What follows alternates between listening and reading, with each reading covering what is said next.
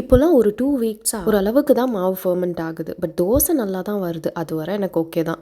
And இந்த வீட்ல நெறைய ஸ்லக்ஸ் வந்துட்டு இருக்கு. அதுவும் மெயினா கிச்சனுக்குள்ள. இன்னைக்கு பார்த்தா பாத்திரம் வைக்கிற ஷெல்ஃப்குள்ளலாம் வர ஆரம்பிச்சிருச்சு. ஸோ எல்லாத்தையும் கிளீன் பண்ணி இங்கேயே டேபிள் போட்டு அதிலேயே எல்லாத்தையும் அரேஞ்ச் பண்ணி வச்சுட்டேன். இந்த ஒரே ஒரு ரீசனுக்காக தான் நாங்க வேற வீடு பார்த்துட்டு இருக்கோம். அண்ட் ரொம்ப நாளா ஹஸ்பண்ட் மட்டும் தான் ஆஃபீஸ்ல இருந்து வரப்போ வீக்லி க்ரோசரிஸ் வாங்கிட்டு வருவாங்க. லாஸ்ட் வீக்கே நெனச்சேன் நெக்ஸ்ட் டைம் சும்மா நம்மளும் போயிட்டு வரலாம். ரொம்ப நாள் ஆச்சுன்னு.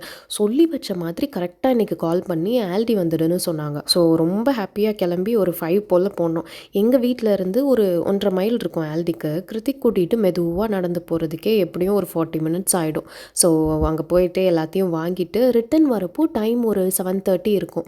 வந்த உடனே கிருத்திக்கு இட்லி கொடுத்து தூங்க வச்சுட்டு எங்களுக்கு ரேஷ்மி பராத்தாக்கு மாவு அப்புறம் சன்னா கிரேவி ப்ரிப்பேர் பண்ணி வச்சுட்டு தான் போனேன். ஸோ அதை செஞ்சு எங்கள் டின்னர் முடிச்சாச்சு. யாருக்காவது இந்த பராத்தா ரெசிபி வேணும்னா கமெண்ட் பண்ணுங்கள், ஷேர் பண்ணுறேன். தேங்க்ஸ் ஃபார் வாட்சிங். See you tomorrow. Bye bye.